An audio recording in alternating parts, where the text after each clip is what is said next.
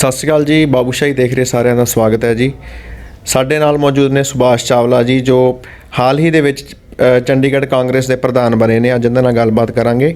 ਚਾਵਲਾ ਸਾਹਿਬ ਸਤਿ ਸ਼੍ਰੀ ਅਕਾਲ ਜੀ। ਸਤਿ ਸ਼੍ਰੀ ਅਕਾਲ ਜੀ। ਸਤਿ ਸ਼੍ਰੀ ਅਕਾਲ। ਹਾਂਜੀ, ਪਹਿਲਾਂ ਤਾਂ ਇਹ ਦੱਸੋ ਜੀ, ਜਿਹੜਾ ਸੁਭਾਸ਼ ਚਾਵਲਾ ਜੀ ਇੰਨੇ ਪਿਛਲੇ ਕੁਝ ਸਮੇਂ ਤੋਂ ਜਿਹੜੇ ਦਿਖ ਨਹੀਂ ਰਹੇ ਸੀ, ਗਾਇਬ ਸੀ, ਉਹਦੀ ਕੀ ਵਜ੍ਹਾ ਸੀਗੀ ਜੀ? ਕਿੱਥੇ ਰਹੇ ਤੁਸੀਂ?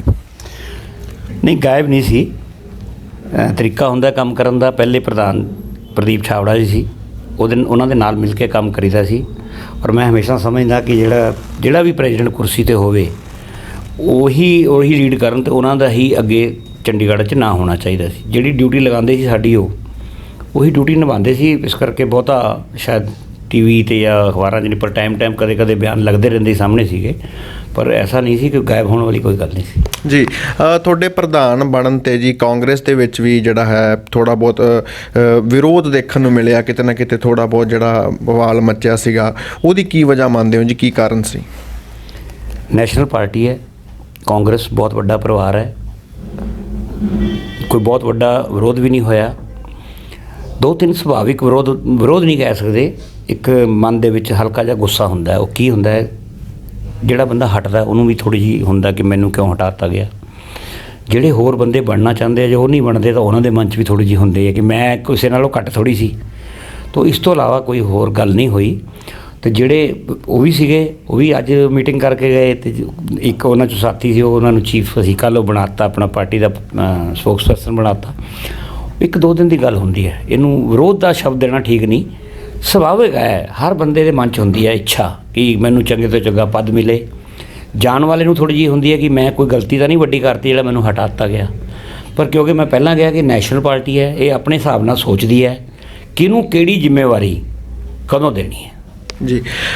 ਪਿਛਲੇ ਕੁਝ ਸਮੇਂ ਤੋਂ ਅਗਰ ਗੱਲ ਕਰੀਏ ਜੀ, ਚੰਡੀਗੜ੍ਹ ਵਿੱਚ ਕਾਂਗਰਸ ਦੀ ਜਿਹੜੀ ਪਰਫਾਰਮੈਂਸ ਹੈ ਉਹ ਬਹੁਤ ਹੀ ਚੰਗੀ ਨਹੀਂ ਰਹੀ। ਜੇਕਰ ਲੋਕ ਸਭਾ ਚੋਣਾਂ ਦੀ ਗੱਲ ਕਰੀਏ ਜਾਂ ਉਸ ਤੋਂ ਬਾਅਦ ਜਿਹੜੀਆਂ MC ਦੀਆਂ ਚੋਣਾਂ ਵੀ ਸੀਗੀ, ਕਾਂਗਰਸ ਦੀ ਜਿਹੜੀ ਪੋਜੀਸ਼ਨ ਸੀ ਉਹ ਕਾਫੀ ਥੱਲੇ ਆਉਂਦੀ ਗਈ ਲਗਾਤਾਰ।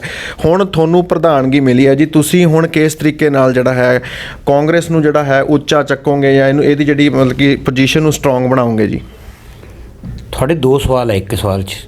ਇੱਕ ਤਾਂ ਤੁਸੀਂ ਇਹ ਪੁੱਛਿਆ ਕਿ ਚੰਡੀਗੜ੍ਹ ਕਾਂਗਰਸ ਦੀ ਪਰਫਾਰਮੈਂਸ ਠੀਕ ਨਹੀਂ ਰਹੀ। ਉਹ ਗਲਤ ਸਵਾਲ ਹੈ, ਮਤਲਬ ਗਲਤ ਮੈਂ ਕਹਿੰਦਾ, ਕਿਉਂਕਿ ਪਿਛਲੇ 5-6 ਸਾਲਾਂ 'ਚ ਹਾਰ ਤੋਂ ਬਾਅਦ ਪਾਰਟੀ ਨੇ ਸ਼ਹਿਰ ਦੇ ਵਿੱਚ ਕਾਂਗਰਸ ਨੂੰ ਬਹੁਤ ਅੱਗੇ ਲੈ ਕੇ ਗਏ। ਛਾਬੜਾ ਸਾਹਿਬ ਨੇ ਬੜੇ ਐਜੀਟੇਸ਼ਨਾਂ ਕੀਤੀਆਂ, ਉਹਨਾਂ ਦੇ ਤੁਸੀਂ ਦੇਖਿਆ ਹੋਏਗਾ ਲਾਠੀ ਚਾਰਜ ਵੀ ਕਈ ਵਾਰੀ ਹੋਏ, ਅਰੈਸਟਾਂ ਵੀ ਹੋਈਆਂ, ਸਾਰਾ ਕੁਝ ਹੋਇਆ, ਪਾਣੀ ਦੀਆਂ ਬੁਛਾਰਾਂ ਵੀ ਹੋਈਆਂ। ਜਿੱਥੇ ਤੱਕ ਇਲੈਕਸ਼ਨ ਦੀ ਪਰਫਾਰਮੈਂਸ ਦਾ ਹੈ, ਉਹ ਸਾਰੇ ਦੇਸ਼ ਦੇ ਵਿੱਚ ਪਾਰਟੀ ਦੀ ਪਰਫਾਰਮੈਂਸ ਠੀਕ ਨਹੀਂ ਰਹੀ, ਇਕੱਲੇ ਇੱਥੇ ਚੰਡੀਗੜ੍ਹ 'ਚ ਨਹੀਂ। ਔਰ ਉਹਦਾ ਇੱਕ ਕਾਰਨ ਕੀ ਸੀਗਾ ਕਿ BJP ਔਰ RSS ਨੇ ਮਿਲ ਕੇ ਦੇਸ਼ ਦੇ ਵਿੱਚ ਇੱਕ ਐਸਾ ਪ੍ਰਚਾਰ ਕੀਤਾ। ਉਹਨਾਂ ਨੇ ਵਿਕਾਸ ਦੇ ਨਾਂ 'ਤੇ ਨਹੀਂ ਇਲੈਕਸ਼ਨ ਲੜੇ, ਉਹਨਾਂ ਨੇ ਧਰਮ ਦੇ ਨਾਂ 'ਤੇ ਇਲੈਕਸ਼ਨ ਲੜੇ। ਜਾਤ ਨੂੰ ਪਾਤ ਨੂੰ ਵੰਡ ਦਿੱਤਾ ਆਪਸ ਦੇ ਵਿੱਚ, ਹਿੰਦੂ ਮੁਸਲਮਾਨ, ਹਿੰਦੂ ਸਿੱਖ ਕਰਕੇ, ਸਾਰਿਆਂ ਦੇ ਕਰਕੇ। ਉਹ ਇੱਕ ਨਾ ਜਿਹਨੂੰ ਕਹਿੰਦੇ ਆ ਪੋਲਰਾਈਜੇਸ਼ਨ ਆਪਣੀ ਫੇਵਰ 'ਚ ਉਹਨਾਂ ਦੀ ਹੋ ਗਈ, ਉਹਦੇ 'ਚੋਂ ਕਾਮਯਾਬ ਹੋ ਗਏ। ਰਾਮ ਮੰਦਰ ਦਾ ਮੁੱਦਾ ਸੀ, ਲੋਕਾਂ ਨੂੰ ਇੱਕ ਲੱਗਦਾ ਸੀ ਬੀਇੰਗ ਹਿੰਦੂ ਹਰ ਬੰਦੇ ਨੂੰ ਲੱਗਦਾ ਸੀ ਕਿ ਪਤਾ ਨਹੀਂ ਕਿਉਂ ਨਹੀਂ ਬਣ ਰਿਹਾ, ਕਿਉਂ ਨਹੀਂ ਬਣਨਾ ਚਾਹੀਦਾ। ਹੁਣ ਸ਼ਾਇਦ ਉਹ ਗੱਲ ਖਤਮ ਹੋ ਗਈ। ਹੁਣ ਜਿਹੜੀ ਸਥਿਤੀ ਹੈ ਅੱਜ ਦੀ, ਜਦੋਂ ਮੈਂ ਪ੍ਰਧਾਨ ਬਣਿਆ, ਮੈਨੂੰ ਇੱਕ ਸੁਖਾਵੀਂ ਸਥਿਤੀ ਮਿਲੀ ਹੈ, ਕਿਉਂਕਿ ਦੇਸ਼ ਦੇ ਵਿੱਚ ਅੱਜ ਕਿਸਾਨ ਅੰਦੋਲਨ ਚੱਲ ਰਿਹਾ। ਕਿਸਾਨ ਅੰਦੋਲਨ ਨਾਲ ਰਹਿ ਕੇ ਜਨ ਅੰਦੋਲਨ ਬਣ ਗਿਆ। ਚੰਡੀਗੜ੍ਹ ਵਰਗੇ ਸ਼ਹਿਰ ਜਿੱਥੇ ਫਾਰਮਰਸ ਹੈ ਹੀ ਨਹੀਂ, ਉੱਥੇ ਚੌਂਕ ਦੇ ਚੌਂਕ ਰਾਤ ਨੂੰ ਭਰੇ ਹੁੰਦੇ ਆ, ਲੇਡੀਜ਼ ਆਪਣੇ ਸਲੋਗਨ ਲੈ ਕੇ। ਔਰ ਕੁਝ ਨੌਜਵਾਨ ਤਾਂ ਇਹੋ ਜਿਹੇ ਗੰਦੇ ਸ਼ਬਦ ਇਸਤੇਮਾਲ ਕਰ ਰਹੇ ਹੈ ਪ੍ਰਧਾਨ ਮੰਤਰੀ ਬਾਰੇ, ਜਿਹੜੇ ਸਾਨੂੰ ਚੰਗੇ ਨਹੀਂ ਲੱਗਦੇ, ਪਰ ਕਿਉਂਕਿ ਉਹਨਾਂ ਦੇ ਮਨ 'ਚ ਗੁੱਸਾ ਹੈ, ਦੁੱਖ ਹੈ। ਜੇ ਮੈਂ ਕਹਾਂ ਕਿ ਗਿਨੀਜ਼ ਬੁੱਕ ਆਫ ਰਿਕਾਰਡਸ ਦੇ ਵਿੱਚ ਅਗਰ ਕਿਸੇ ਦੇਸ਼ ਦੇ ਪ੍ਰਧਾਨ ਮੰਤਰੀ ਨੂੰ ਸਭ ਤੋਂ ਗਾਲਾਂ ਵੱਧ ਪੈ ਰਹੀਆਂ, ਰਿਕਾਰਡ ਕੋਈ ਬਣਾਉਣਾ ਹੋਏਗਾ ਤਾਂ ਮੋਦੀ ਜੀ ਨੂੰ ਪੈ ਰਹੀ ਹੈ। ਦੇਖਿਆ ਅਸੀਂ ਚੌਂਕਾਂ ਦੇ ਉੱਤੇ। ਇਹ ਮੇਰੇ ਲਈ ਸੁਖਾਵੀਂ ਸਥਿਤੀ ਹੈ ਕਿ ਚੰਡੀਗੜ੍ਹ ਦੀ ਜਨਤਾ ਮੋਦੀ ਸਰਕਾਰ ਤੋਂ ਹੁਣ ਦੁਖੀ ਹੋ ਚੁੱਕੀ ਹੈ, ਅਤੇ ਮੈਨੂੰ ਕੰਮ ਕਰਨ 'ਚ ਆਸਾਨੀ ਆਏਗੀ ਅੱਗੇ ਜੀ। ਪਰ ਕਿਤੇ ਨਾ ਕਿਤੇ ਕਾਂਗਰਸ 'ਤੇ ਵੀ ਸਵਾਲ ਉੱਠਦੇ ਨੇ ਕਿ ਅੰਦਰ ਪਾਰਟੀ ਦੇ ਵਿੱਚ ਧੜੇਬਾਜ਼ੀਆਂ ਬਹੁਤ ਨੇ। ਸੋ ਤੁਹਾਨੂੰ ਕੀ ਲੱਗਦਾ ਕਿ ਕੀ ਕਾਰਨ ਹੈ ਇਹਨਾਂ ਦਾ ਅੰਦਰ ਜਿਹੜੀ ਧੜੇਬਾਜ਼ੀ ਹੋਣ ਦਾ, ਜਾਂ ਤੁਸੀਂ ਕਿਵੇਂ ਠੀਕ ਕਰ ਸਕਦੇ ਹੋ ਜੀ? ਧੜੇਬਾਜ਼ੀ ਕਿਸੇ ਵੀ ਜਿੰਦਾ ਸੰਗਠਨ ਦੀ ਨਿਸ਼ਾਨੀ ਹੈ, ਹੋਣੀ ਚਾਹੀਦੀ ਹੈ, ਪਰ ਧੜੇਬਾਜ਼ੀ ਸਿਰਫ ਇਸ ਕੰਮ ਲਈ ਹੋਣੀ ਚਾਹੀਦੀ ਹੈ ਕਿ ਮੈਂ ਕੰਮ ਕਰਕੇ ਦੂਜੀ ਦੀ ਲਕੀਰ ਨੂੰ ਛੋਟਾ ਕਰਾਂ। ਇਹ ਸੁਖਾਵਾਂ ਸਥਿਤੀ ਹੁੰਦੀ ਹੈ, ਸੰਗਠਨ ਮਜ਼ਬੂਤ ਹੁੰਦਾ ਹੈ। ਜੇ ਧੜੇਬਾਜ਼ੀ ਨਾ ਹੋਵੇ ਤਾਂ ਕਦੇ ਕੋਈ ਪ੍ਰਧਾਨ 20 ਸਾਲ ਬਦਲੇ ਹੀ ਨਾ, ਧੜੇਬਾਜ਼ੀ ਹੋਵੇ ਤਾਂ ਕਿਸੇ ਕੋਈ ਬਜ਼ੁਰਗ ਨੌਜਵਾਨ ਨੂੰ ਅੱਗੇ ਹੀ ਨਾ ਆਉਣ ਦੇਵੇ। ਧੜੇਬਾਜ਼ੀ ਉਹ ਹੁੰਦੀ ਹੈ, ਧੜੇਬਾਜ਼ੀ ਅਸੀਂ ਉਹਨੂੰ ਦੂਜੇ ਐਂਗਲ ਤੋਂ ਲੈ ਲੈਂਦੇ ਹਾਂ। ਇੱਕ ਰੇਸ ਹੁੰਦੀ ਹੈ ਅੰਦਰ ਆਪਣੇ ਆਪ ਨੂੰ ਕੰਮ ਕਰਕੇ ਦਿਖਾਉਣ ਦੀ। ਹਾਂ, ਉਹਨਾਂ ਦੇ ਮੈਂ ਖਿਲਾਫ ਹਾਂ ਜਿਹੜੇ ਸਿਰਫ ਕੰਮ ਕੁਛ ਨਾ ਕਰਨ ਅਤੇ ਸਿਰਫ ਅਖਬਾਰਾਂ ਦੇ ਰਾਹੀਂ ਬਿਆਨ ਦੇ ਕੇ ਪਾਰਟੀ ਦੇ ਖਿਲਾਫ, ਲੀਡਰਾਂ ਦੇ ਖਿਲਾਫ ਲੀਡਰ ਬਣਨ ਦੀ ਕੋਸ਼ਿਸ਼ ਕਰਨਗੇ।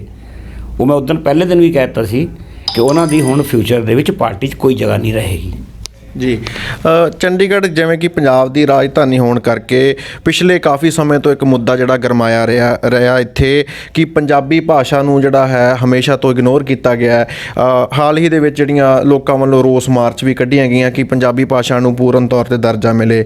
ਸੋ ਤੁਸੀਂ ਪੰਜਾਬੀ ਭਾਸ਼ਾ ਲਈ ਜਿਹੜਾ ਹੈ ਕੀ ਕਰਨ ਦਾ ਸੋਚਿਆ, ਜਾਂ ਇਸ ਚੀਜ਼ ਨੂੰ ਕਿਵੇਂ ਯਕੀਨੀ ਬਣਾਓਗੇ ਕਿ ਭਾਸ਼ਾ ਨੂੰ ਜਿਹੜਾ ਹੈ ਥੋੜ੍ਹਾ ਉੱਚਾ ਦਰਜਾ ਮਿਲੇ ਜੋ ਕਿ ਨਹੀਂ ਮਿਲ ਪਾ ਰਿਹਾ ਸੀ?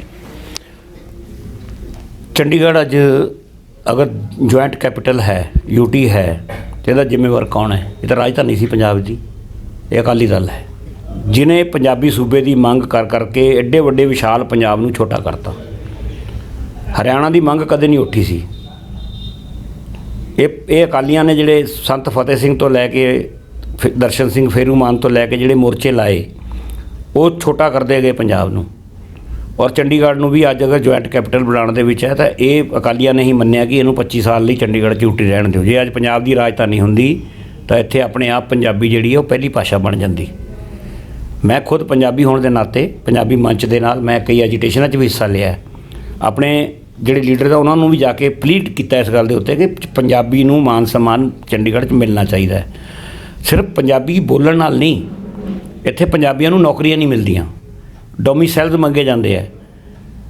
ਇੱਥੇ ਆ ਕੇ ਪੰਜਾਬ ਦੇ ਹਰਿਆਣਾ ਦਾ ਬੰਦਾ ਆ ਕੇ ਨੌਕਰੀ ਕਰ ਸਕਦਾ ਹੈ, ਲੈ ਸਕਦਾ ਹੈ, ਪਰ ਹਰਿਆਣਾ ਦੇ ਵਿੱਚ ਪੰਜਾਬੀਆਂ ਨੂੰ ਨਹੀਂ ਹੋ ਸਕਦੀ। ਉਹ ਸਟੇਟ ਵਾਈਜ਼ ਉਹਨਾਂ ਦੀਆਂ ਨੀਤੀਆਂ ਹੁੰਦੀਆਂ। ਇਹਦੇ ਲਈ ਮੈਂ ਸਿਰਫ ਤੇ ਸਿਰਫ ਜ਼ਿੰਮੇਵਾਰ ਅਕਾਲੀ ਦਲ ਨੂੰ ਕਹਿੰਦਾ ਜਿਨ੍ਹਾਂ ਨੇ ਇਸ ਪੰਜਾਬ ਨੂੰ ਛੋਟਾ ਪੰਜਾਬ ਕਰਤਾ। ਇਹਦੇ 'ਚ ਹੋਰ ਕਿਸੇ ਦਾ ਕਸੂਰ ਨਹੀਂ। ਪਰ ਹੁਣ ਕਿਉਂਕਿ ਯੂਟੀ ਹੈ, ਪੰਜਾਬ ਦੀ ਰਾਜਧਾਨੀ ਹੈ, ਹਰਿਆਣਾ ਦੀ ਰਾਜਧਾਨੀ ਹੈ, ਕਿਸੇ ਵੀ ਪੋਲੀਟੀਕਲ ਪਾਰਟੀ ਲਈ ਇਹ ਰਿਸ਼ਤੇ ਹੱਲੇ ਫੈਸਲਾ ਲੈਣਾ ਬੜਾ ਮੁਸ਼ਕਲ ਹੈ। ਜਦੋਂ ਇਹਦਾ ਫੈਸਲਾ ਹੋ ਜਾਏਗਾ, ਚੰਡੀਗੜ੍ਹ ਆਪਣਾ ਪੰਜਾਬ ਨੂੰ ਦੁਬਾਰਾ ਮਿਲ ਜਾਏਗਾ, ਹਰਿਆਣਾ ਆਪਣੀ ਨਵੀਂ ਰਾਜਧਾਨੀ ਬਣਾ ਲਏਗਾ, ਤਾਂ ਆਟੋਮੈਟਿਕਲੀ ਇੱਥੇ ਪੰਜਾਬੀ ਪਹਿਲੀ ਭਾਸ਼ਾ ਹੋਏਗੀ। ਹਰਿਆਣਾ ਹੈ, ਹਰਿਆਣਾ ਦੀ ਸਟੇਟ ਹੈ, ਉਹ ਹਿੰਦੀ ਸਪੀਕਿੰਗ ਸਟੇਟ ਹੈ। ਉੱਥੇ ਹਿੰਦੀ ਸਪੀਕਿੰਗ ਉਹਨਾਂ ਦੀ ਹਿੰਦੀ ਭਾਸ਼ਾ ਹੈ। ਬੰਗਾਲ 'ਚ ਬੰਗਾਲੀ ਹੈ, ਤਾਮਿਲ ਦੇ ਵਿੱਚ ਤਾਮਿਲ ਹੈ। ਅਤੇ ਜ਼ਿੰਮੇਵਾਰ ਕੌਣ ਹੈ ਜਿਨ੍ਹਾਂ ਨੇ ਯੂਟੀ ਬਣਾਉਣ ਦੇ ਵਿੱਚ ਜਿਹੜਾ ਮੋਰਚੇ ਲਾ ਕੇ ਇਹਨੂੰ ਯੂਟੀ ਬਣਵਾਤਾ? ਜੀ, ਜਿਹੜੇ ਹੁਣ ਤੁਹਾਨੂੰ ਪ੍ਰਧਾਨਗੀ ਮਿਲੀ ਹੈ ਜੀ, ਜਿਹੜੇ ਹੁਣ ਮੇਨ ਜਿਹੜੇ ਤੁਸੀਂ ਚੁਣੌਤੀਆਂ ਕਿੰਨਾ ਮੁੱਦਿਆਂ ਨੂੰ ਲੈ ਕੇ ਚੱਲ ਰਹੇ ਹੋ ਸ਼ਹਿਰ ਦੀਆਂ, ਜੇ ਗੱਲ ਕਰੀਏ ਕਿਹੜੇ ਮੁੱਦਿਆਂ ਨੂੰ ਤੁਸੀਂ ਤਰਜੀਹ ਦੇ ਕੇ ਜਿਹੜਾ ਹੈ ਸੁਲਝਾਉਣ ਦੀ ਕੋਸ਼ਿਸ਼ ਕਰੋਗੇ? ਜਿਹੜੀ ਪਾਰਟੀ ਵਿਰੋਧੀ ਪਾਰਟੀ ਹੁੰਦੀ ਹੈ ਉਹਦੇ ਕੋਲ ਸਿਰਫ ਇੱਕ ਹੁੰਦਾ ਹੈ ਕਿ ਜਿਹੜੀ ਸੱਤਾਧਾਰੀ ਪਾਰਟੀ ਹੈ ਉਹਦੀਆਂ ਜਿਹੜੀਆਂ ਕਮੀਆਂ, ਜਿਹੜੇ ਉਹਨਾਂ ਨੇ ਲੋਕਾਂ ਨਾਲ ਆਪਣੇ ਮੈਨੀਫੈਸਟੋ 'ਚ ਵਾਅਦੇ ਕੀਤੇ ਔਰ ਨਹੀਂ ਪੂਰੇ ਕੀਤੇ, ਜਾਂ ਲੋਕਾਂ ਦਾ ਜੀਣਾ ਦੁੱਭਰ ਕਰ ਦਿੱਤਾ, ਟੈਕਸ ਲਗਾ ਕੇ, ਹੋਰ ਉੱਚਾ ਕਰਕੇ ਸ਼ਹਿਰ ਦਾ ਖਜ਼ਾਨਾ ਖਾਲੀ ਕਰਤਾ। ਅੱਜ ਸੈਲਰੀ ਦੇਣ ਜੋਗੇ ਪੈਸੇ ਨਹੀਂ ਹੈ। ਪਿੰਡਾਂ ਦੀ ਹਾਲਤ ਬੁਰੀ ਹੋਈ ਪਈ ਹੈ ਇਸ ਟਾਈਮ, ਕੋਈ ਫੰਡ ਨਹੀਂ ਪਿੰਡਾਂ ਦੇ ਵਿੱਚ। 2 ਸਾਲ ਤੋਂ ਇਹਨਾਂ ਨੇ ਮਰਜਰ ਕਰਤਾ, 1 ਰੁਪਈਆ ਵੀ ਪਿੰਡਾਂ ਨੂੰ ਨਹੀਂ ਲਾਇਆ। ਪਿੰਡਾਂ ਦੇ ਵਿੱਚ ਰੋਸ਼ ਹੈ। ਜੋ ਹਾਲ ਬੀਜੇਪੀ ਦਾ ਪੰਜਾਬ ਦੇ ਲੋਕਾਂ ਨੇ ਕੀਤਾ ਹੈ, ਉਹੀ ਹਾਲ ਚੰਡੀਗੜ੍ਹ ਦੇ ਲੋਕ ਕਰ ਰਹੇ ਹੈ। 2 ਮੀਟਿੰਗਾਂ 'ਚ ਇਹਨਾਂ ਦੇ ਵੱਡੇ ਲੀਡਰ ਗਏ, ਇਹਨਾਂ ਦੀਆਂ ਮੀਟਿੰਗਾਂ ਨਹੀਂ ਹੋਣ ਦਿੱਤੀਆਂ ਚੰਡੀਗੜ੍ਹ ਦੇ ਪਿੰਡਾਂ ਦੇ ਵਿੱਚ। ਇਹ ਸਾਰੇ ਮੁੱਦੇ ਹੈ ਸਾਡੇ ਸਾਹਮਣੇ। ਔਰ ਜਿਹੜੀ ਚੁਣੌਤੀ ਹੈ ਉਹ ਹੈ ਅਗਲੀਆਂ ਕਾਰਪੋਰੇਸ਼ਨ ਚੁਣਾਵ ਜਿਹੜੇ ਦਸੰਬਰ ਦੇ ਪਹਿਲੇ ਹਫ਼ਤੇ 'ਚ ਹੋਣਗੇ ਇਸ ਸਾਲ, ਜੋ ਅਕਸਰ ਹੁੰਦੇ ਹੈ। 35 ਦੀ 35 ਸੀਟਾਂ ਜਿੱਤ ਕੇ ਕਾਂਗਰਸ ਦੀ ਝੋਲੀ 'ਚ ਪਾਉਣੀਆਂ। ਜੀ, ਤੁਸੀਂ 2 ਵਾਰ ਪਹਿਲਾਂ ਵੀ ਸ਼ਹਿਰ ਦੇ ਮੇਅਰ ਰਹਿ ਚੁੱਕੇ ਹੋ, ਸੋ ਇਸ ਵਾਰ ਵੀ ਖੁਦ ਨੂੰ ਜਿਹੜਾ ਹੈ ਮੇਅਰ ਲਈ ਦੇਖ ਰਹੇ ਹੋ? ਨਹੀਂ, ਮੈਂ ਬਣਨ ਦੇ ਸਾਰੀ ਪ੍ਰੈਸ ਦੇ ਥਰੂ ਪਾਰਟੀ ਦੇ ਵੱਡੇ ਲੀਡਰਾਂ ਨੂੰ ਇਹ ਮੈਸੇਜ ਦਿੱਤਾ ਕਿ ਮੇਰੀ ਜ਼ਿੰਮੇਵਾਰੀ ਐਜ਼ ਏ ਕਾਂਗਰਸ ਪ੍ਰੈਜ਼ੀਡੈਂਟ ਆਪ ਚੁਣਾਵ ਲੜਨਾ ਨਹੀਂ, ਉਹ ਜਿਹੜੇ 35 ਬੰਦਿਆਂ ਨੂੰ ਪਾਰਟੀ ਟਿਕਟ ਦੇਗੀ ਉਹਨਾਂ ਨੂੰ ਜਿਤਾਉਣਾ ਹੈ। ਇਸ ਕਰਕੇ ਮੇਰੇ ਲੜਨ ਦਾ ਕੋਈ ਸਵਾਲ ਹੀ ਨਹੀਂ ਪੈਦਾ। ਜੀ, ਇਹ ਸਮਾਰਟ ਸਿਟੀ ਜਿਹੜਾ ਪ੍ਰੋਜੈਕਟ ਚੱਲ ਰਿਹਾ, ਚੰਡੀਗੜ੍ਹ ਨੂੰ ਸਮਾਰਟ ਸਿਟੀ ਬਣਾਉਣ ਦੀ ਗੱਲ ਕਾਫੀ ਸਾਲਾਂ ਤੋਂ ਚੱਲ ਰਹੀ ਹੈ, ਉਹਦੇ ਵਿੱਚ ਕਾਂਗਰਸ ਵੱਲੋਂ ਜਿਹੜਾ ਹੈ ਕਿੰਨਾ ਚੀਜ਼ਾਂ 'ਤੇ ਧਿਆਨ ਦਿੱਤਾ ਜਾਊਗਾ ਕਿ ਤੇਜ਼ੀ ਨਾਲ ਜਿਹੜਾ ਹੈ ਉਸ ਮਿਸ਼ਨ ਵੱਲ ਵਧੇ ਸ਼ਹਿਰ? ਸਮਾਰਟ ਸਿਟੀ ਦੀ ਐਲਾਨ ਕਰਨਾ ਮੋਦੀ ਜੀ ਦਾ ਇੱਕ ਪੋਲੀਟੀਕਲ ਡਰਾਮਾ ਹੈ। ਚੰਡੀਗੜ੍ਹ ਅੱਜ ਵੀ ਸਮਾਰਟ ਹੈ, ਅੱਜ ਤੋਂ 20 ਸਾਲ ਪਹਿਲਾਂ ਵੀ ਸਮਾਰਟ ਹੈ। ਨਹਿਰੂ ਜੀ ਦੇ ਸੁਪਨਿਆਂ ਦਾ ਇਹ ਚੰਡੀਗੜ੍ਹ ਹੈ। ਜਦੋਂ ਨਹਿਰੂ ਜੀ ਨੇ ਇਹ ਚੰਡੀਗੜ੍ਹ ਦੀ ਸਥਾਪਨਾ ਕੀਤੀ ਸੀ, ਉਹਨਾਂ ਨੇ ਇਹ ਕਿਹਾ ਸੀਗਾ ਕਿ ਆਉਣ ਵਾਲੇ ਸਮੇਂ ਦੇ ਵਿੱਚ ਚੰਡੀਗੜ੍ਹ ਨੇ ਨੇ ਦੇਸ਼ ਨੇ ਕਿੰਨੀ ਤਰੱਕੀ ਕੀਤੀ ਉਹਦੀ ਐਗਜ਼ਾਮਪਲ ਚੰਡੀਗੜ੍ਹ ਹੋਊਗਾ। ਇਸ ਕਰਕੇ ਚੰਡੀਗੜ੍ਹ ਨੂੰ ਇਹ ਕਹਿਣਾ ਕਿ ਅਸੀਂ ਸਮਾਰਟ ਕਰ ਦਿਆਂਗੇ ਤਾਂ ਸਿਰਫ ਉਹਨਾਂ ਨੇ ਇੱਕ ਪੋਲੀਟੀਕਲ ਡਰਾਮਾ ਕੀਤਾ ਕਿ ਨਵੇਂ ਜੇ ਇਹਨਾਂ ਨੇ 5 ਸਾਲ ਦਾ ਟਾਰਗੇਟ ਰੱਖਿਆ ਸੀ ਜਦੋਂ ਮੋਦੀ ਆਇਆ ਇਸ 14 ਦੇ ਵਿੱਚ। ਅੱਜ ਅਸੀਂ 21 'ਚ ਬੈਠੇ ਹਾਂ। ਹਿੰਦੁਸਤਾਨ ਦਾ ਮੈਨੂੰ ਇੱਕ ਵੀ ਸ਼ਹਿਰ ਦੱਸ ਦਿਓ ਜਿਹੜਾ ਸਮਾਰਟ ਹੋ ਕੇ ਡਿਕਲੇਅਰ ਹੋ ਗਿਆ ਹੋਵੇ। ਉਹਦੇ ਆੜ ਦੇ ਵਿੱਚ ਇਹ ਲੋਕਾਂ ਦੇ ਉੱਤੇ ਟੈਕਸ ਲਗਾਉਣਾ ਚਾਹੁੰਦੇ ਆ, ਜਿਹਦੀ ਐਗਜ਼ਾਮਪਲ ਚੰਡੀਗੜ੍ਹ 'ਚ ਮਿਲ ਚੁੱਕੀ ਹੈ। 1 ਰੁਪਏ ਗਜ ਦਾ ਪ੍ਰਾਪਰਟੀ ਟੈਕਸ ਸਮਾਰਟ ਸਿਟੀ ਦੇ ਨਾਂ ਦੇ ਉੱਤੇ 15 ਰੁਪਏ ਗਜ ਕਰਤਾ। 3 ਗੁਣਾ ਪਾਣੀ ਦੇ ਰੇਟ ਕਰਕੇ ਕਿ ਜੇ ਅਸੀਂ 24 ਘੰਟੇ ਪਾਣੀ ਦੀ ਸਪਲਾਈ ਦੇਵਾਂਗੇ, ਸਪਲਾਈ ਦੇ ਕੇ ਟੈਕਸ ਪਾਣੀ ਰੇਟ ਵਧਾਉਂਦੇ, ਸਪਲਾਈ ਦਾ ਹਲੇ ਆਉਣ ਦੀ ਕੋਈ ਸੰਭਾਵਨਾ ਹੀ ਨਹੀਂ। ਇਹ ਸਮਾਰਟ ਸਿਟੀ ਦੇ ਪ੍ਰੋਜੈਕਟ ਹੈ। ਜਿਹੜੀਆਂ ਇਹਨਾਂ ਨੇ ਲਾਈਟਾਂ ਬਦਲੀਆਂ, ਚੰਗੀਆਂ ਭਲੀਆਂ ਸੀ ਲਾਈਟਾਂ ਕਾਰਪੋਰੇਸ਼ਨ ਚਲਾ ਰਹੀ ਸੀ, ਕਰੋੜਾਂ ਰੁਪਈਆ ਸਮਾਰਟ ਸਿਟੀ ਦੇ ਨਾਂ 'ਤੇ ਉਹਨਾਂ 'ਤੇ ਖਰਚ ਕਰਤਾ। ਪਹਿਲੇ ਵਾਲੀਆਂ ਜਗ ਰਹੀਆਂ ਸੀ, ਅੱਜ ਵਾਲੀਆਂ ਬੰਦ ਪਈਆਂ। ਕਰਪਸ਼ਨ ਜਿਹੜੀ ਉਹ ਪਹੁੰਚ ਗਈ। ਆਡਿਟ ਉਹਦਾ ਹੈ ਨਹੀਂ। ਇੱਕ ਉੱਥੇ ਇਹਨਾਂ ਨੇ ਕੰਪਨੀ ਬਣਾ ਕੇ, ਕੰਪਨੀ ਐਕਟ ਬਣਾ ਕੇ ਉਹਦੇ 'ਚ ਕਰ ਲਿਆ। ਕੋਈ ਪੁੱਛਣ ਵਾਲੇ ਪਛਾਣ ਵਾਲਾ ਨਹੀਂ। ਬੀਜੇਪੀ ਦੇ ਲੋਕ ਮਿਲ ਗਏ ਨਾਲ। ਮੈਂਬਰ ਪਾਰਲੀਮੈਂਟ 2 ਸਾਲ ਤੋਂ ਗਾਇਬ ਹੈ ਸ਼ਹਿਰ ਤੋਂ। ਚੈੱਕ ਕੌਣ ਕਰੇਗਾ? ਜੇ ਬਾੜੀ ਖੇਤ ਨੂੰ ਖਾਣ ਲੱਗ ਜੇ, ਜੇ ਬੀਜੇਪੀ ਪਾਰਟੀ ਹੀ ਉਹਨਾਂ ਨਾਲ ਮਿਲ ਕੇ ਕਰਪਸ਼ਨ ਕਰਨ ਲੱਗ ਜੇ ਤਾਂ ਸਮਾਰਟ ਸਿਟੀ ਕਿਵੇਂ ਬਣੇਗਾ? ਇਹ ਤਾਂ ਸਮਾਰਟ ਸਿਟੀ ਕੀ, ਜਿਹੜਾ ਪਹਿਲਾ ਚੰਡੀਗੜ੍ਹ ਸੀ ਉਸ ਤੋਂ ਵੀ ਬੁਰਾ ਹਾਲ ਕਰਤਾ ਇਹਨਾਂ ਨੇ। ਇੱਕ ਤੁਸੀਂ ਐਗਜ਼ਾਮਪਲ ਹੈ ਸਾਡੇ ਸਾਹਮਣੇ। 53 ਅਸੀਂ ਜਿਹੜਾ ਕੰਮ ਕਾਂਗਰਸ ਦੇ ਟਾਈਮ ਦੇ ਉੱਤੇ 2 ਕਰੋੜ ਰੁਪਏ ਸਾਲ ਦੇ ਨਾਲ ਕਰ ਰਹੇ ਸੀਗੇ, ਅੱਜ 4.5 ਕਰੋੜ ਰੁਪਈਆ ਮਹੀਨਾ ਦੇ ਰਹੇ ਉਸ ਕੰਪਨੀ ਨੂੰ। 53 ਕਰੋੜ ਰੁਪਈਆ ਇੱਕੋ ਕੰਪਨੀ ਨੂੰ ਦੇ ਰਹੇ ਆ ਜਿਹੜੀ ਸਿਰਫ ਸ਼ਹਿਰ ਦਾ 45% ਦੀ ਸਫਾਈ ਕਰ ਰਹੀ ਹੈ। ਔਰ ਕਿਸੇ ਟਾਈਮ ਕਾਂਗਰਸ ਦੇ ਟਾਈਮ ਚੰਡੀਗੜ੍ਹ ਪਹਿਲੇ ਨੰਬਰ 'ਤੇ ਸਫਾਈ 'ਚ ਆਇਆ, ਚਲੋ ਦੂਜੇ ਨੰਬਰ 'ਤੇ ਆ ਗਿਆ। ਇਹਨਾਂ ਦੇ ਟਾਈਮ 'ਤੇ ਤਾਂ 20ਵੇਂ ਨੰਬਰ 'ਤੇ ਚਲਾ ਗਿਆ। ਫਿਰ ਉਹ 53 ਕਰੋੜ ਦੀ ਇੱਥੇ ਸਫਾਈ ਦਾ ਠੇਕਾ ਦੇਣ ਦਾ ਲੋੜ ਕੀ ਸੀ? ਖਜ਼ਾਨਾ ਖਾਲੀ ਕਰਕੇ ਰੱਖਤਾ ਸਿਰਫ ਇਸ ਕਰਕੇ ਕਿ ਕੰਪਨੀਆਂ ਕੋਲੋਂ ਆਪ ਮਹੀਨੇ ਬੰਨ੍ਹ ਲਏ, ਉਹਨਾਂ ਕੋਲੋਂ ਪੈਸੇ ਲੈ ਲਏ ਉਹਨੂੰ ਠੇਕੇ ਦੇਣ ਦੇ। ਅੱਜ ਵੀ ਕੰਪਨੀ ਹੈ ਜਿਹੜੀ, ਜਾ ਕੇ ਉਹਨੂੰ ਕਿਤੇ ਚੈੱਕ ਕਰੋ ਰਾਤ ਨੂੰ, ਉਹਦੇ 'ਚ ਕੀ ਸ਼ਰਤਾਂ ਸੀਗੀਆਂ ਕਿ ਪੂਰੀਆਂ ਹੋ ਰਹੀਆਂ। ਸੜਕਾਂ ਧੋਣ ਤੱਕ ਦੀ ਸੀਗੀ ਕਿ ਰੋਜ਼ ਦੂਜੇ ਤੀਜੇ ਦਿਨ ਸੜਕਾਂ ਸਰਫ ਪਾ ਕੇ ਉਹਦੇ ਨਾਲ ਧੋਤੀਆਂ ਜਾਣਗੀਆਂ। ਧੋਣ ਦੀ ਛੱਡੋ, ਅੱਜ ਚੰਡੀਗੜ੍ਹ ਤੁਸੀਂ ਆਓਗੇ, ਤੁਹਾਨੂੰ ਪੰਚਕੂਲਾ ਅਤੇ ਮੋਹਾਲੀ ਦੀਆਂ ਸੜਕਾਂ ਚੰਗੀਆਂ ਲੱਗਦੀਆਂ। ਕਦੇ ਸੁਣਿਆ ਸੀ ਚੰਡੀਗੜ੍ਹ ਦੀ ਸੜਕਾਂ 'ਤੇ ਗੱਡੇ? ਕਦੇ ਸੁਣਿਆ ਸੀ ਚੰਡੀਗੜ੍ਹ ਦੇ ਪਿੰਡਾਂ ਦੇ ਵਿੱਚ ਏਡੇ ਖੱਡੇ ਪਏ ਹੋਣ, ਉੱਥੇ ਜਾ ਕੇ ਲੋਕ ਲੰਘ ਨਾ ਸਕਣ? ਇਹ ਤਾਂ ਇੰਨਾ ਬੁਰਾ ਹਾਲ ਇਹਨਾਂ ਨੇ ਕਰਤਾ। ਤੁਸੀਂ ਕਹਿੰਦੇ ਸਮਾਰਟ ਸਿਟੀ। ਮੈਂ ਕਹਿੰਦਾ ਚੰਡੀਗੜ੍ਹ ਦੀ ਜਿਹੜਾ ਮੌਜੂਦਾ ਹਾਲਾਤ ਵੀ ਠੀਕ ਰਹਿ ਜਾਣ ਤਾਂ ਅਸੀਂ ਤਾਂ ਵੀ ਕਹਾਂਗੇ ਸ਼ੁਕਰ ਹੈ ਬੀਜੇਪੀ ਵਾਲਿਓ, ਤੁਸੀਂ ਚੰਡੀਗੜ੍ਹ ਦਾ ਮੌਜੂਦਾ ਹਾਲਤ ਹੀ ਰਹਿਣ ਦਿਓ ਅਤੇ ਹੁਣ ਮਿਹਰਬਾਨੀ ਕਰੋ, ਜਨਤਾ ਨੂੰ ਆਪਣੇ ਸਾਹ ਲੈਣ ਦਿਓ। ਤੁਸੀਂ ਜਾਓ, ਹੁਣ ਤੁਸੀਂ ਜੋ ਕਰਨਾ ਸੀ ਕਰ ਲਿਆ ਜੀ। ਜਿਹੜੀਆਂ ਤੇਲ ਦੀਆਂ ਕੀਮਤਾਂ ਵਧ ਰਹੀਆਂ ਨੇ ਜੀ, ਉਹਦੇ ਪਿੱਛੇ ਕੀ ਅਸਲ ਕਾਰਨ ਕੀ ਮੰਨਦੇ ਹੋ? ਕਿਉਂਕਿ ਲੋਕਾਂ ਵੱਲੋਂ ਜਾਂ ਵਿਰੋਧੀ ਪਾਰਟੀਆਂ ਵੱਲੋਂ ਵੈਸੇ ਤਾਂ ਬੀਜੇਪੀ ਸਰਕਾਰ 'ਤੇ ਇਲਜ਼ਾਮ ਲਗਾਏ ਜਾ ਰਹੇ, ਪਰ ਤੁਹਾਨੂੰ ਕੀ ਲੱਗਦਾ ਕਿ ਅਸਲ ਜਿਹੜਾ ਕਾਰਨ ਕੀ ਹੈ ਜੋ ਲਗਾਤਾਰ ਕੀਮਤਾਂ ਵਧ ਰਹੀਆਂ ਨੇ? ਅਸਲ ਕਾਰਨ ਜੇ ਮੈਂ ਪੁੱਛਾਂ ਤਾਂ ਸਰਕਾਰ ਦੀ ਆਰਥਿਕ ਨੀਤੀਆਂ ਹੈ। ਸਰਕਾਰ ਦਾ ਖਜ਼ਾਨਾ ਖਾਲੀ ਹੈ। ਸਰਕਾਰ ਨੇ ਇਹੋ ਜਿਹੀਆਂ ਨੀਤੀਆਂ ਬਣਾਈਆਂ ਜਿਹੜੇ ਸਾਡੇ ਕਮਾਈ ਵਾਲੇ ਸਾਧਨ ਸੀ ਉਹ ਚੰਦ ਪ੍ਰਾਈਵੇਟ ਬੰਦਿਆਂ ਨੂੰ ਦੇ ਦਿੱਤੇ। ਹੁਣ ਸਰਕਾਰ ਦੇ ਕੋਲ ਇਸ ਟਾਈਮ ਪੈਸਾ ਨਹੀਂ। ਸਰਕਾਰ ਕੋਲ ਇੱਕੋ ਹੀ ਪੈਸਾ ਹੈ ਕਿ ਪੈਟਰੋਲ, ਸ਼ਰਾਬ, ਸਿਗਰਟ ਜਿਹੜੇ ਲੋਕਾਂ ਨੇ ਪੀਣੀ ਹੈ, ਜਿਨ੍ਹਾਂ ਦੀ ਗੁਜ਼ਾਰਾ ਨਹੀਂ ਹੁੰਦਾ, ਜਿਨ੍ਹਾਂ ਦੇ ਬਿਨਾਂ। ਪੈਟਰੋਲ ਤੋਂ ਬਿਨਾਂ ਸਾਡਾ ਦੇਸ਼ 'ਚ ਗੁਜ਼ਾਰਾ ਨਹੀਂ, ਡੀਜ਼ਲ ਤੋਂ ਬਿਨਾਂ ਗੁਜ਼ਾਰਾ ਨਹੀਂ। ਜਿੱਥੋਂ ਨੁਚੜਦਾ ਹੈ ਉਹਨੂੰ ਅੰਦਾਜ਼ਾ ਵੀ ਇੱਥੋਂ ਅਸੀਂ ਨਿਚੋੜ ਸਕਦੇ ਹਾਂ, ਉੱਥੇ ਨਿਚੋੜਨ ਦੀ ਕੋਸ਼ਿਸ਼ ਕਰ ਰਹੇ ਆ। ਬਹਾਨਾ ਮਾਰਦੇ ਆ ਇੰਟਰਨੈਸ਼ਨਲ ਮਾਰਕੀਟ ਦੇ ਰੇਟ ਦਾ। ਜੇ ਇੰਟਰਨੈਸ਼ਨਲ ਰੇਟ ਦੇ ਬਹਾਨਾ ਤੁਸੀਂ ਇਹ ਗੱਲ ਕਰਦੇ ਹੋ ਤਾਂ ਕੋਵਿਡ ਦੇ ਵਿੱਚ ਤਾਂ ਇਹ ਰੇਟ ਜਿਹੜੇ ਸੀ 25 ਰੁਪਏ 'ਤੇ ਆ ਗਏ ਸੀ, ਉਦੋਂ ਤੁਸੀਂ ਕਿਉਂ ਨਹੀਂ ਘਟਾਏ? ਔਰ ਦੂਜੀ ਗੱਲ ਹੈ ਕਿ ਜਿਹੜਾ ਤੇਲ ਹੈ ਉਹ ਰੋਜ਼ ਆਉਂਦਾ ਹੈ। ਤੇਲ ਦੇ ਸੌਦੇ ਤਾਂ 6-6 ਮਹੀਨੇ ਦੇ ਐਡਵਾਂਸ ਹੋਏ ਹੁੰਦੇ ਆ। ਇਹ ਜੇ ਦੱਸਣ ਲੋਕਾਂ ਨੂੰ, ਜਿਹੜਾ ਅੱਜ ਤੇਲ ਸਾਡੇ ਅਸੀਂ ਲੈ ਰਹੇ ਹਾਂ, ਇਹਦੇ ਸੌਦੇ 6 ਮਹੀਨੇ ਪਹਿਲਾਂ ਹੋਏ ਆ। ਸਿਰਫ ਉੱਥੇ ਰੇਟ ਵੱਧਦਾ ਨਹੀਂ, ਹਲੇ ਉਹ ਸ਼ੇਅਰ ਮਾਰਕੀਟ ਰੇਟਾਂ ਦਾ ਇਹ ਪਹਿਲਾਂ ਵਧਾਉਣ ਦੇ ਬਹਾਨਾ ਲਾ ਕੇ ਜੀ ਇੰਟਰਨੈਸ਼ਨਲ ਮਾਰਕੀਟ 'ਚ ਵੱਧ ਗਏ। ਇੰਟਰਨੈਸ਼ਨਲ ਮਾਰਕੀਟ ਜਿਹੜਾ ਤੇਲ ਆਉਂਦਾ ਉਹ ਇਸ ਸ਼ਕਲ ਥੋੜ੍ਹੀ ਆਉਂਦਾ, ਉਹ ਤਾਂ ਰਾਹ ਹੁੰਦਾ, ਜਿਹਨੂੰ ਗਾੜਾ ਤੇਲ ਕਹਿੰਦੇ ਆਪਾਂ, ਜੋ ਨਿਕਲਿਆ। ਉਸ ਤੋਂ ਬਾਅਦ ਇਹ ਜਾ ਕੇ ਰਿਫਾਈਨਰੀਜ਼ ਜਾਂਦਾ ਹੈ, ਫਿਰ ਟਰਾਂਸਪੋਰਟੇਸ਼ਨ ਹੁੰਦੀ ਹੈ, ਮਹੀਨੇ ਲੱਗ ਜਾਂਦੇ ਆ। ਤੋ ਇਹ ਇੱਕ ਲੋਕਾਂ ਨੂੰ ਡਰਾ ਕੇ ਜੀ ਇੰਟਰਨੈਸ਼ਨਲ ਮਾਰਕੀਟ ਰੇਟ ਵੱਧ ਗਏ। 6 ਮਹੀਨੇ ਦਾ ਤੇਲ ਤੁਸੀਂ ਪਹਿਲਾਂ ਖਰੀਦਿਆ $25 ਦਾ, ਅੱਜ ਉਹਨੂੰ ਤੁਸੀਂ ਮਹਿੰਗਾ ਕਰਕੇ ਲੁੱਟ ਰਹੇ ਦੁਨੀਆ ਨੂੰ। ਕੋਵਿਡ ਦੇ ਨਾਂ 'ਤੇ ਕੀ ਹੋਇਆ? ਕੋਵਿਡ ਦਾ ਸੈਸ ਲਗਾਤਾ। 21 ਲੱਖ ਕਰੋੜ ਦਾ ਮੋਦੀ ਜੀ ਨੇ ਉਹ ਡਿਕਲੇਅਰ ਕਰਤਾ, ਪ੍ਰਾਈਮ ਮਿਨਿਸਟਰ ਕੇਅਰ ਫੰਡ ਦੇ ਵਿੱਚੋਂ ਅਸੀਂ ਪੈਸਾ ਦੇਵਾਂਗੇ। ਮਿਲਿਆ ਕਿਸੇ ਨੂੰ? ਮੈਂ ਦੱਸ ਦਿਓ, ਚੰਡੀਗੜ੍ਹ ਕਿਸੇ ਇੰਪਲਾਈਜ਼ ਨੂੰ ਜਾਂ ਕਿਸੇ ਵੈਂਡਰਸ ਨੂੰ। ਤੁਸੀਂ ਆਪਣੇ ਪੱਤਰਕਾਰਾਂ ਦੀ ਗੱਲ ਕਰ ਲਓ, ਤੁਹਾਡੀ ਮੈਂ ਤਨਖਾਹ ਕੱਟੀਆਂ ਨਾ, ਕਿਹੜਾ ਛੱਡਿਆ ਉਹਨਾਂ ਨੇ ਜਿਹਨੂੰ ਨਹੀਂ ਇਫੈਕਟ ਹੋਇਆ ਉਹਦੇ 'ਚ? ਤੁਹਾਨੂੰ ਮਿਲੀ ਕੋਈ ਸਰਕਾਰ ਵੱਲੋਂ ਕੋਈ ਤੁਹਾਨੂੰ ਕੰਪਨਸੇਸ਼ਨ ਮਿਲੀ ਹੈ? ਇੱਕ ਵੀ ਬੰਦਾ ਦੱਸ ਦਿਓ ਮੈਨੂੰ। ਪੋਸਟ ਕੋਵਿਡ ਪੈਸਾ 25 ਕਰੋੜ ਰੁਪਈਆ ਚੰਡੀਗੜ੍ਹ ਸਾਨੂੰ ਸ਼ੇਅਰ ਆਇਆ। ਪੋਸਟ ਕੋਵਿਡ ਕੀ ਹੁੰਦਾ ਹੈ? ਜਿਹੜਾ ਬੰਦੇ ਨੂੰ ਕੋਵਿਡ ਹੋ ਕੇ ਠੀਕ ਹੋ ਗਿਆ, ਉਸ ਤੋਂ ਬਾਅਦ ਉਹਨੂੰ ਕੀ ਦਵਾਈਆਂ ਦੀ ਲੋੜ ਹੈ? 1 ਰੁਪਈਆ ਵੀ ਇਹਨਾਂ ਨੇ ਖਰਚ ਨਹੀਂ ਕੀਤਾ, ਦੂਜੇ ਪਾਸੇ ਡਾਇਵਰਟ ਕਰਤਾ। ਇਹਨਾਂ ਕੋਲ ਸੈਲਰੀ ਦੇਣ ਜੋਗੇ ਪੈਸੇ ਹੀ ਨਹੀਂ ਸੀਗੇ।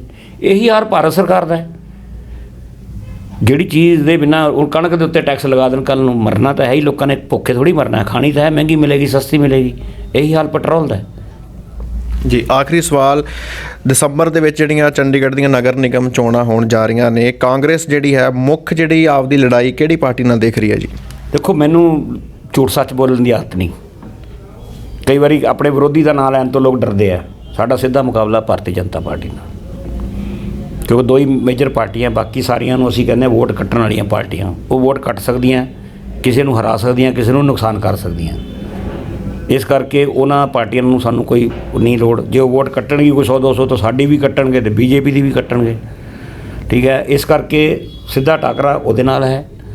ਹੁਣ ਉਹਨੂੰ ਹਰਾਉਣਾ ਸਾਡੇ ਲਈ ਸੌਖਾ ਹੈ। ਨਾ ਤਾਂ ਦੇਸ਼ 'ਚ ਹੁਣ ਮੋਦੀ ਜੀ ਦੀ ਲਹਿਰ ਹੈ, ਨਾ ਉਹ ਧਰਮ ਵਾਲਾ ਹੁਣ ਕੋਈ ਮੁੱਦਾ ਹੈ, ਅਤੇ ਮਿਸ ਗਵਰਨੈਂਸ ਜਿਹੜੀ ਗੌਰਮੈਂਟ ਦੀ ਉਹ ਲੋਕਾਂ ਦੇ ਸਾਹਮਣੇ ਹੈ। ਬੇਰੁਜ਼ਗਾਰੀ ਟੌਪ 'ਤੇ, ਮਹਿੰਗਾਈ ਟੌਪ 'ਤੇ, ਚੰਡੀਗੜ੍ਹ ਦੇ ਵਿੱਚ ਪੈਸਾ ਨਹੀਂ, ਚੰਡੀਗੜ੍ਹ ਦਾ ਹਾਲ ਬੁਰਾ ਕਰਤਾ।